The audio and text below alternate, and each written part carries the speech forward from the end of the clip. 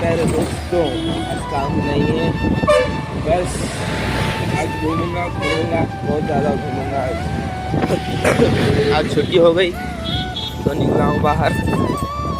और सुबह 5 बजे उठना पड़ेगा और काम को जाना पड़ता।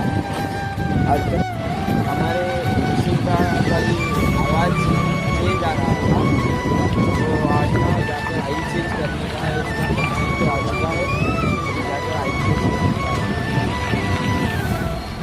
तो किया था। अभी तो बोला था आ जाओ।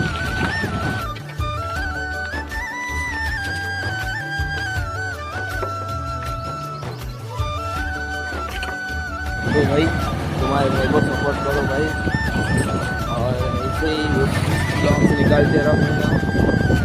अच्छे लगे तो लाइक और सब्सक्राइब जरूर करना, अगर मुझे पता है तो लाइक और सब्सक्राइब जरूर करोगे, लाइक और सब्सक्राइब जरूर करना गाइस। मिलती है अगले वीडियो में, तब तक के लिए बाय, सब कुछ।